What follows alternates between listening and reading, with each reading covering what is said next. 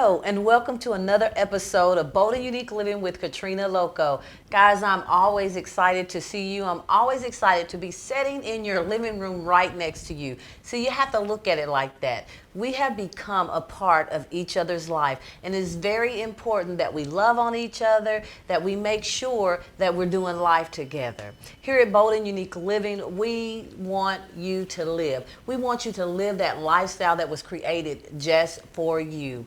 I have someone very special to me in the studio today, and yes, you will hear me say that. My grandson was like, Nana, you always say that someone special is in the studio. And I was like, because every single person is special.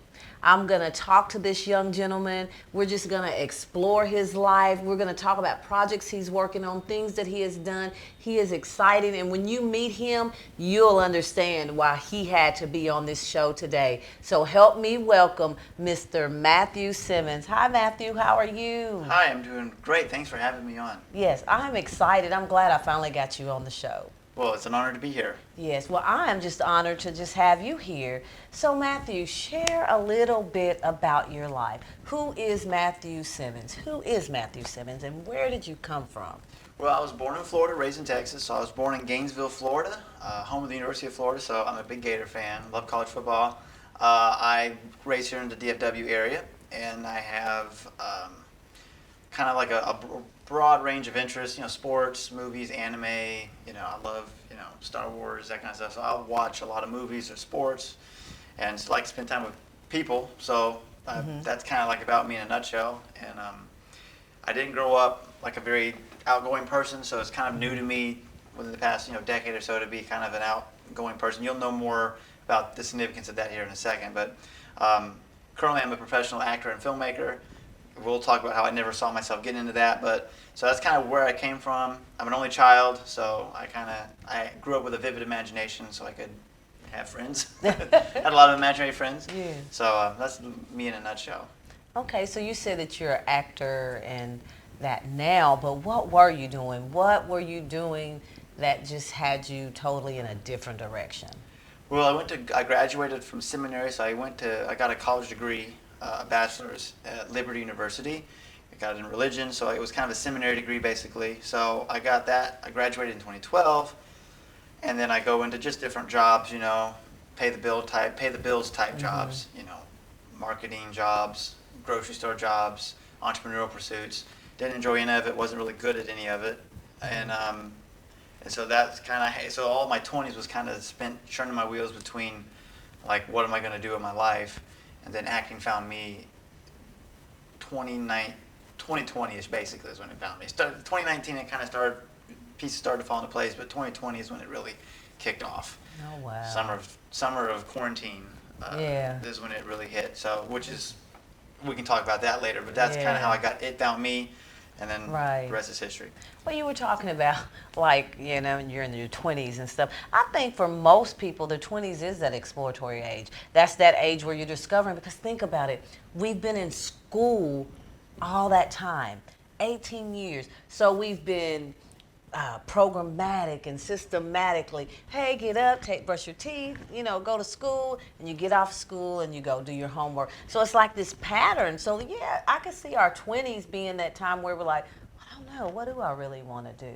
Do you feel like in your 20s, do you feel like that you wasted time or no? Yeah, yes and no, I do. I felt like there were some moments in my 20s that I wasted. I feel like there were a few moments where I lingered in jobs that I didn't need to linger in. But at the same time, it was a good time because I learned how to network and I learned how to do all that stuff in my 20s. So I was still connecting and networking with people, but I lingered in things too long because I wanted to work.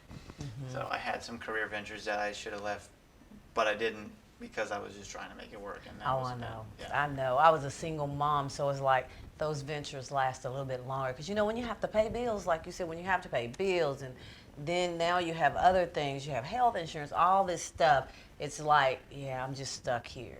So let's venture out because, all that stuff you did is great. You paid your bills. You learned some things. I'm sure there's some things you took away. Yeah. But what caused you to say, I want to act? Has it ever, even when you were little, that as far as you can remember, did you even have a unction that, yeah, acting? I know you had a vivid imagination, but did you ever think of it at all in your childhood? I actually did. I thought about it a lot. I actually pretended that I was an actor a lot growing up. And so what I would do is and I wasn't a big movie watcher, but I would watch some movies growing up, and I would always pay attention to everything. And I would always run around the house as the movie was playing, pretending that I was in the movie. And I would get pieces of paper out, and I'd write all the titles that I saw on the movie: executive producer, key grip, directed, you know, all these things. And I'd write on a piece of paper, and I'd make up these made-up names, and I'd use my eyes as the camera, and I would put it together, and then I'd get all my toys together, and I would pretend that there was a movie going on right in front of me. Or I'd get like, I watched Toy Story growing up as a kid, and I wanted to be Woody, so I'd walk around in all of these. I'd go in public, and I'm wearing like a 6-shooter and a hat, you know, and I got my, you know, I'm Woody. And so so growing up, I would always pretend to be an actor. And I would tell people, I'm acting right now, I'm in a movie. And people would say, you're not acting. And for some reason, it just stuck. It just stuck with me. And over time, I gave up on it. And, you know, I never took classes or anything, but I just had, like I said, a vivid imagination. And I just rolled with it. Oh, wow. And so then that was when I was a kid. And then, of course, you grow up, you have insecurities, you forget all about that stuff. People tell you what you can't do all of a sudden. So then I just gave up on it. Well, when we come back, guys, we're going to get into some more stuff with Matthew. Thank you.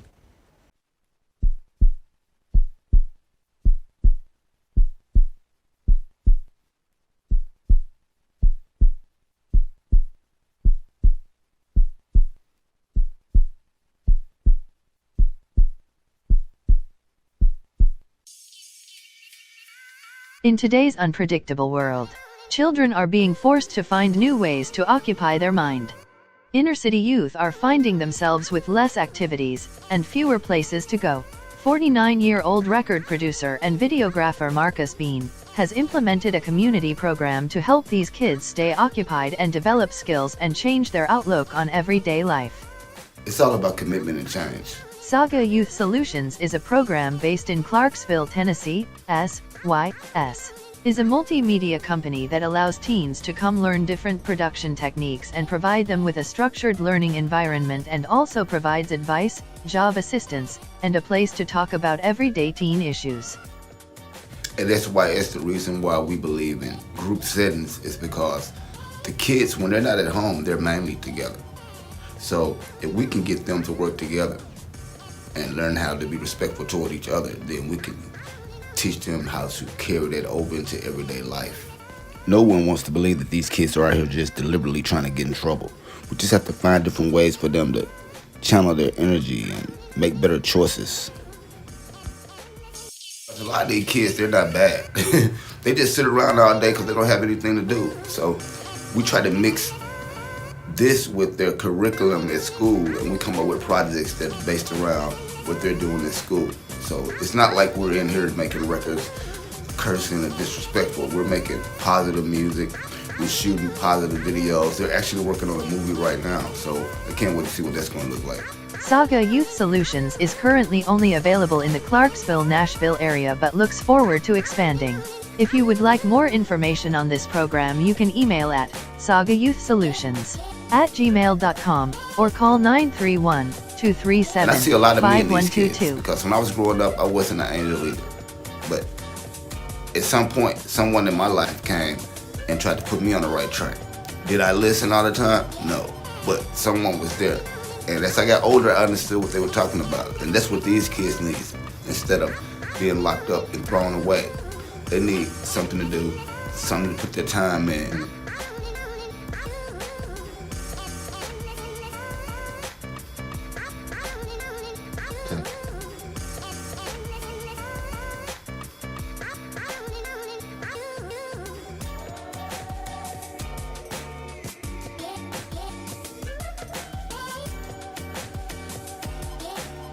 I hope you enjoyed that word from one of our advertisers. Advertisers are very important, and we just thank all of our advertisers and sponsors for being a part of Bold and Unique Living with Katrina Lokko. I have Matthew Simmons with me today, and we're just talking about Matthew's career and Matthew's past and present and future. And guys, if you are just joining, please, please, please, please go back and watch the replay, because you don't want to miss anything he said, because he could be speaking to you. Well, Matthew, you were talking about you as a child, and you would put movies together with your toys, and Toy Story was kind of an inspirational thing. So you can finish telling us more about that, because it is very intriguing. Yeah, I always wanted. Westerns is probably one of my. Well, growing up, it was my absolute favorite genre. So I'd watch Bonanza and all that, and I would pretend like I was in all those. So to this day, I still want to do Westerns. That's like a dream of mine. You know, like the Clint Eastwoods or the John Waynes. I grew up watching, those guys, and of course the Bonanza and all that. But I would pretend that I was, playing, and I had all the Toy Story toys. So I would, pretend that I was reenacting the movie or whatever. So, but yeah, vivid imagination as a child. But then, of course, you grow up, and then people start telling you, well, as a child, you're supposed to have an imagination. When you're an adult, you have to have like realities, and people's advice will just kind of steal dreams from you. So I gave up on stuff. Yeah, I know. Just that whole adult thing. I'm like 54, and I'm like, no, I'm still pursuing a lot of my childhood ambitions, my childhood dreams, and I still act like a child. And guess what? I'm entitled to do that, because no one gets to tell me how I'm to act. Now, if I'm being rude and disrespectful and irresponsible, that's one thing. But I think we put so much emphasis on how we are supposed to act that we miss a lot of things. Because had I not listened to other people growing up, I wouldn't just now be getting in the industry, And so for you, you're coming into this industry now, you're acting, you're writing books. How does that make you feel? How do you feel? When the puzzle pieces finally came together for you, what snapped in your mind? Well, it feels great now, because I know I'm doing what I'm supposed to be doing, and I'm confident in that, and I never feel like I work anymore, even though I do. It's work, but if I know I'm supposed to be doing what I'm doing. And I guess the trigger for me or the turning point was, I was just, now we're into 2020, fast forward all this time, and I'm just tired of I'm tired of feeling like I'm wasting effort, because it felt that way. And I just said, God, use my talents however you want to use them. In a nutshell, is what I said. And I had no request. I had some ideas. By this point in time, I was starting to get into public speaking, and I wanted to do public speaking. So I was doing Facebook Live video type vlog things, and Snapchats and YouTube stuff. I was doing those kind of videos. And I was doing that stuff in preparation for it, and I was looking at like business guys like Gary Vaynerchuk, or Grant Cardone, or John Maxwell, or those guys. It's kind of like a template. And I was trying to come up with something, and so I wanted to be a speaker, and I was starting to do these things, preparing these speeches or sermonettes or whatever, and I was just doing a variety of stuff, hardcore entrepreneur stuff or like sermons, and so I was just doing all this, and of course going nowhere with it. At least at the time, I didn't think it was. I wasn't getting booked anywhere. Every once in a while, someone would say, "Oh, during." Kind of rewind a little bit, back in my mid-20s, I came up with this tie thing that I started tying all these ties in different ways. So that was kind of a thing of mine. So I was doing that. And of course, everyone told me I needed to sell ties, and I just didn't really want to, because it wasn't the point of it. So then I started teaching people how to tie ties, and then that kind of led to a few things, speaking-wise. But I just was really wasting a lot of time when it came to professional 20s. I said, God, I'm about to turn 30 in 2020. I need to have some guidance here, because I'm just, because at this point, when I was growing up, I'm like, I'm going to be married and making six figures by the time I'm 24. I'm sitting there at this point, and I'm like, God, I'm 30, living in an apartment, I'm single, I have a roommate, and I have like hardly any money. So something's got to happen. Something's changed. Of course, some goals were maybe not the right ones to make, but something's off. Yeah. And I felt like I was out of position, and so then that's when God just started putting the pieces together, and I just started to back away. And I just said, all right, so I'm gonna trust your judgment, and you're gonna guide me wherever. So that's when acting found me. And just one step at a time, I just started taking it. But when I started taking those steps, and they were definitely faith steps, but they felt right. Right. and I was, because I knew the peace was there. Some of these other decisions, there seemed to be a security, but there was no peace, which meant there was no grace to do it. Right. And that's why I was failing. I mean, I'm just going to say it. I was failing. I was not doing well because I wasn't meant to do well there. You know, God's not Right. going to make you. You're not meant to do everything well. You're meant to do what you're called to do well. Could you say that speak into the camera and say that again for the audience? So one thing is, you're not meant to do everything well. You're meant to do what everything God wants you to do well. And I look at the scripture, and I've heard my founding pastor, the founding pastor of my church, say this. He said, when we read the scripture, I can do all things through Christ. That doesn't mean you can do all things on the planet imaginable, because Christ will let you. Right. It's you can do all things that Christ has given you the strength and the assignment to do. Yeah. That's what he gives you all things to do. So that's why some people are like, I don't understand why I can't do certain things. It's like, because God's like, you're not supposed to do that. Right. You can't, God didn't make you to do everything well. He just made you to do everything he wants you to do and created you to do well. Yeah. So I was doing things, at least in a way, to where I wasn't following what he wanted. So obviously there's going to be some unnecessary Yeah, that's kickback. true. So if you're struggling, maybe you're doing something that you're not supposed to be doing, or the way you're supposed to be doing it. Right. And we'll talk about that when we come back. Most people don't plan their financial future because it's complicated.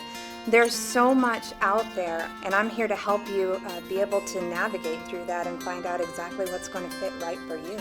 Hi, my name is Sarah Markopoulos. I'm an agent with New York Life, and I office out of Frisco, Texas. When I was a little girl, my father was a life insurance agent out of our hometown where I was born. He was a servant of the people, and I wanted to be that myself and give that to others. I knew New York Life would be the one that could help me do that. It's my clients. Each and every single one of them are different.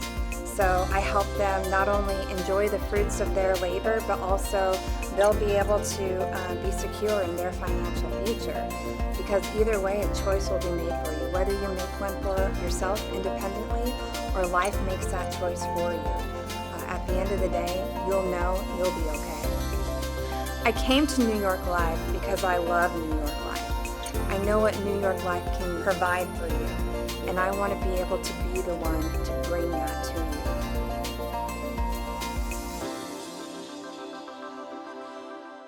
And welcome back. Guys, I just cannot just get enough. Every time when I interview people or when it's time to record, I get so excited. I get so overwhelmed in a good way because I'm here with the film crew. I'm here with Nick, and I'm here with Fred and Wynn and Shamila and Jay, and definitely here with Matthew, who is sharing some very, very key thing.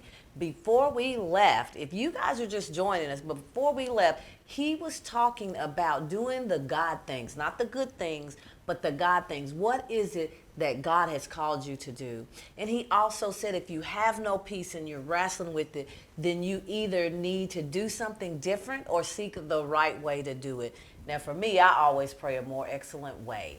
Because if I'm called to do something, I want a more excellent way. But you're right, when I just cannot break into something and have no peace about it, it's like, God, I don't even think this is for me. And he will answer. And he will answer. Absolutely. So this was in 2020. Mm-hmm. You just had enough. Yeah. You know, you needed something different in your life. You needed the God life. Yeah. The real God life. So after you asked that, what was the first thing that happened that you knew instantly, wow, this is it. This is the place that I've been meant to be. What was the thing that happened? Well, I would say the one thing in 2020 I knew I needed to do was write a book, because God at the beginning of 2020 said that I need to write a book, which is that one right there. So I'll tell you the story behind that and the story in that. So 2020 so in the last segment I was talking about like use my giftings, and then in the middle of 2020 I found acting, and acting was like, it really found me, and when I started doing that, I'm like, this feels right. But before that even, it was the book. So God's like, you need to write a book about your story, my story as I struggled as a teenager, in particular, late teens, suicidal thoughts, anxiety, social anxiety disorder, depression, self-image insecurities, church hurt, all of that kind of rolled up into one. And so that's what the story is about. And so that was what my struggles were. And when I was 17, I, was contemplating suicide and everything that went with that because I just didn't feel like I was loved. And I didn't feel like I was loved by God because I wasn't loved by a lot of His people, a lot of church folk, So I thought if His people don't love me and for whatever reasons, and they represent Him, and they're a reflection of Him, then that must mean He doesn't. I grew up in a Christian home. I grew up with loving parents. My parents are, were and are awesome. But the parents were never the problem. But I always was seeking, love and affection from other people. Because you're an only child. Yeah. And so, you have that love from your parents, yes, but you needed something more outside of that. When you don't have siblings, I can imagine. I have siblings. Yeah. I wanted to be an only child. Yeah. But I have siblings, but I can only imagine being an only child. You're reaching. And your book, I'm going to go to page 24, because I thought this was very intriguing, and there may be someone that needs to hear this. On page 24, you said, I fantasized about dying. I was consumed by thoughts of rejection. I believed I wasn't up to the standard of what I saw on social media, and that I didn't have it all together, even though everyone else did. Yeah. I think that's a lot of people's thoughts, with social media rising and the fight to be seen and heard. I think that's a lot of people's thoughts. So what would you tell somebody with those thoughts? One thing that helped you to help them? Everyone's feeling the same way you do. Basically, because one thing I had to, when you think about these thoughts, everyone goes and says, well, people try and say, well, was it because of how you're raised? My parents have never been bad about anything like that. I mean, I had to tell them, like, look, I don't blame you for this, because they would be like, initially when I was telling them, so like, was it what did we do? Like, it wasn't you, it was like us people around. Right. And so, like, I have great parents. And so there's some of you out there, you're like me, I have great parents, but you still feel this way. You can have great parents and still feel this way. And I was comparing myself to social media, and I'm MySpace old, so I was like, it was only MySpace when this was happening. Facebook was kind of a thing. Now, I mean, you got all the host of them, but basically the same thing was then as it is now. Everyone puts their best foot forward. And I started to learn when I was in college and psychology classes that everyone has a view of themselves and a view of how they think other people think of themselves, and the view that other people have of what someone else thinks of them is usually negative. So most people are walking around thinking the other person thinks bad about them. Yeah. And when I realized that, I'm like, everyone's just as messed up as I am. No one's perfect. Yeah. And You're so, in a world of imperfect people, and anybody that says they're perfect, I don't know. That's probably their unperfect part, thinking that. Yeah. So I just had to overcome all those, and it took a process. But yeah, like there were moments where I really wanted to die, and it was a big fantasy because I didn't want to hurt, because I couldn't leave the house without having anxiety. And it all comes down to, I really believed that God made a mistake with me, because people kind of hinted at it. So that's where the title comes from, God's Only Mistake, because I believed I was His only mistake. I believe God said oops with me.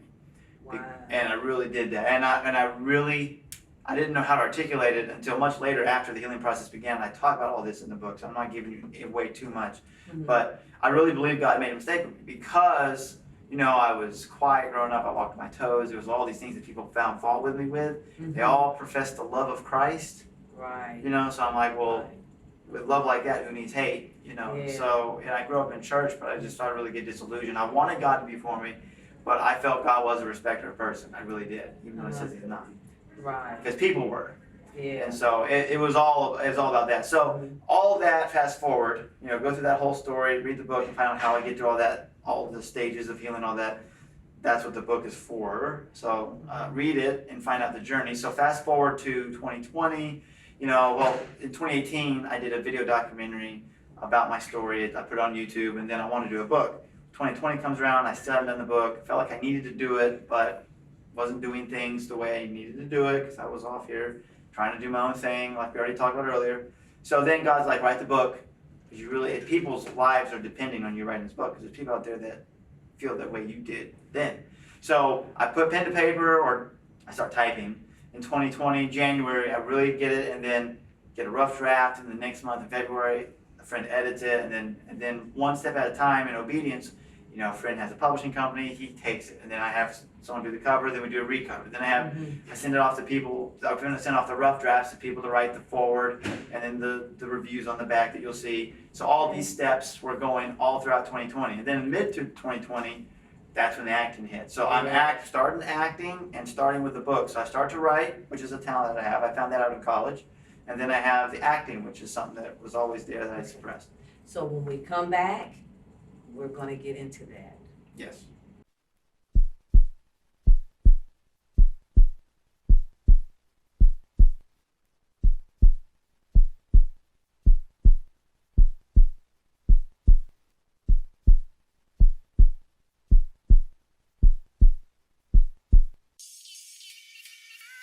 In today's unpredictable world, children are being forced to find new ways to occupy their mind.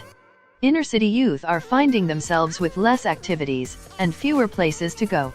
49-year-old record producer and videographer Marcus Bean has implemented a community program to help these kids stay occupied and develop skills and change their outlook on everyday life.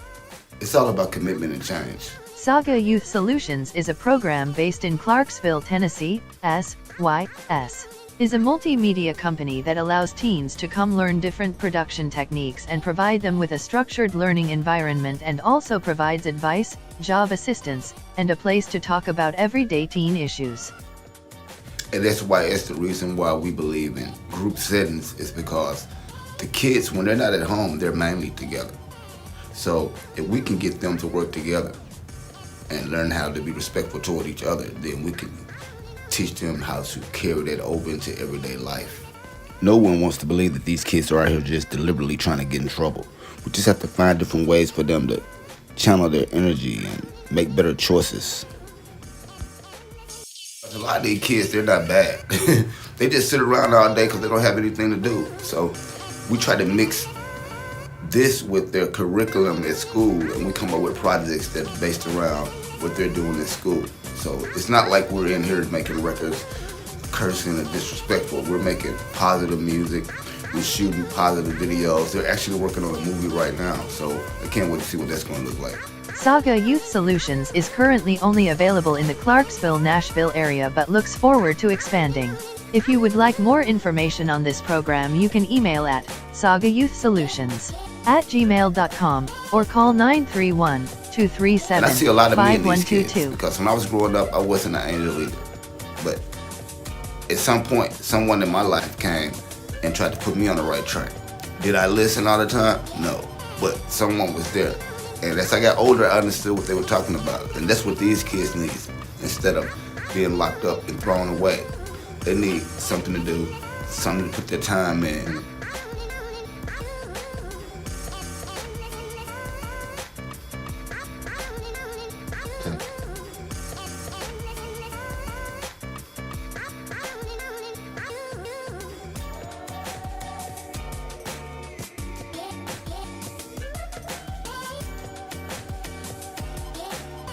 Welcome back. You've been sitting here enjoying me and Matthew. Matthew was talking about his book, God's Only Mistake. And if you notice, the mistake, Matthew, is like crossed out. What is a quick reason why you did that?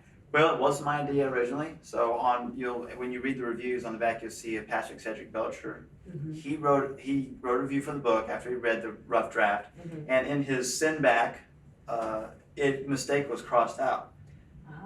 And I'm like, I like that. So he gave me the idea to do that. And then the reason it's red is because it's like the blood of Jesus has wiped out that's why it's like that. Yes. So there's a reason to that. But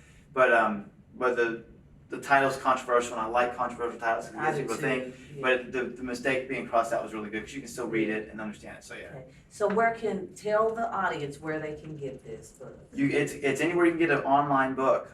So you can get it at Walmart, Target, Barnes & Noble, Amazon, allonline.coms. You can get it as an ebook as well. You can get it Books A Million. So you can get it anywhere books are sold electronically. Okay, and then you guys go out and grab a copy. If you've ever felt like that you were God's only mistake, or even maybe you don't, but just go get a copy and start just giving them out to people. That's what I do a lot of times. If I've read a book and I like a book and maybe it's not for me, even though it may not be, go buy one anyway and just start handing them out to people. Make this a study guide for schools, for your Bible study classes, and just go get the book. Thank you. Yeah, and you'll enjoy it. And I wrote it. It's like 70 some odd pages already. You can read in one sitting because I understand people, have a short attention span or can't read a book very quick. So it's very easy read. It was written with that in mind. Yeah. And they're print on demand, so you can just buy as many and they'll come to you. So. Come to you, yes. So let's move on. So the first thing was the book. You got the book done, and now the acting. So what are some of the work that you've done? Well, I've done a lot of great stuff, a lot of independent films mostly, and then stuff that you can see on YouTube. So I'll just rattle off some of the projects I've been a part of. I've been either background lead or supporting. When I first started out, all the bigger things I'll mention were background, but some of the other stuff is supporting. So like The Chosen, Cruel Summer, State Farm, Goody Goody Liquor, Windstar, We Buy Ugly Houses, State of Oklahoma, Highway Safety Department, commercials or TV shows, and then like Big Chronicles. I think I mentioned that's YouTube, and then a lot of different projects, independent films. A lot of those come out here in 2022. So movies like Dry Places, Blind Trauma, Stay, $8, The Mogul. If you pay attention to my Instagram, you'll see all of them coming out. I have some sitcoms that I'm working on. Uncle T, we're gonna be working on here. Egbert, we're gonna be working on here. We're currently in the process of filming. We're preparing to film for those. Several different short films. Things that are gonna be in film competitions, or that are gonna be premiered and hit video on demand.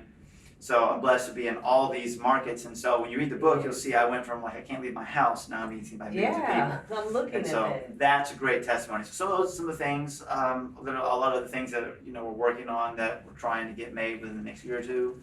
But yeah, so it's really good. And you swing from one end of the pendulum to the other, like you've done different parts. Yeah. How do you imagine? Do you think you're that actor that can pull off different genres, different parts? I would like to think so. I want to be someone who's versatile is always in work.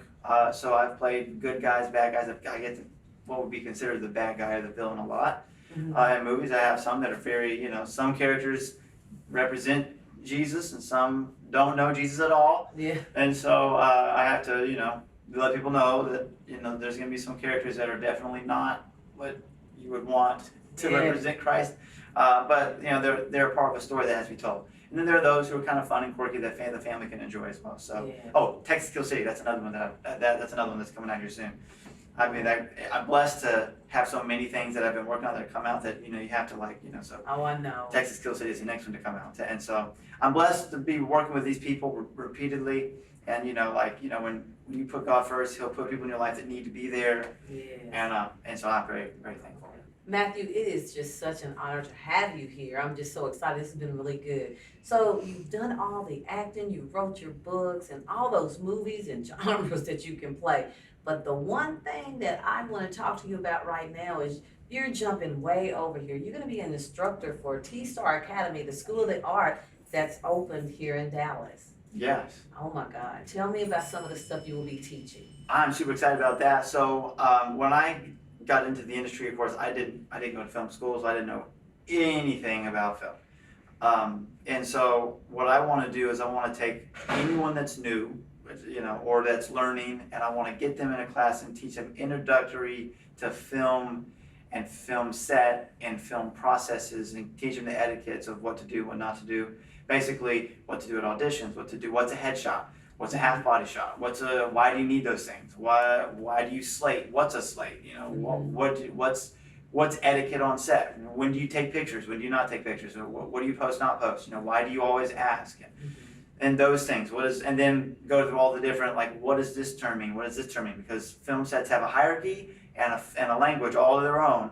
And so, whether you're on the crew side, because I've done crew casts, I've been supporting cast, which would be considered first team. And I'll say what that means. I've done BG, which is background. I'll go with that process, and I've been a PA or on crew side. And I'll say what all those abbreviations are.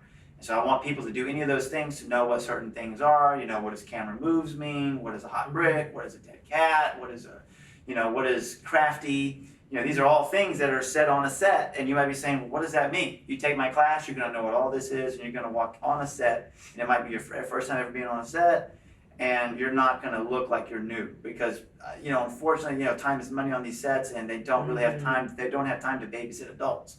Right. And a lot of times people are going to do something, they don't know they're doing something wrong, but they're never going to get a chance again because they broke an unwritten rule. And so I want to kind of write the unwritten rules out for you so you don't break them. And, and just so you have a competency of what you do, because film schools are going to teach you like the technicalities, and they're going to teach you acting techniques, and I want to teach you the how to be a professional, how to communicate if you're running late, how to schedule your time to where you don't run late, or how to what to do the night before to prepare yourself, or how do you all those things to put into place. Oh, wow, that's huge. And it's needed. And all of this is happening right here in Dallas, T-Star Academy. You're going to hear me talk about it on every show, and you're going to hear me talk about it on and off the set, because it is an amazing opportunity. I feel like it's needed in the industry, especially here in Dallas. I don't see a lot of representation of those learning platforms like that. So do you feel like when you got into the industry, you learned trial by error? Yeah, there was a lot of asking questions. I would always ask questions. I would always tell people that I'm new, obviously, but I would also I'm sure I did some things that probably like took too many pictures or posted too soon. Sorry if I did that, but I want to make sure people understand, what to, if in doubt, always ask. Yes. And then always be directable. So I mean, there were probably some things I learned. I did learn some trial by error stuff, and sometimes you're just going to make mistakes and learn. But I want people to not have to make unnecessary mistakes. I've seen other people make mistakes unnecessarily. Yeah. I've always been blessed to kind of avoid some major ones, because I would always ask questions, and a lot of common sense goes into it.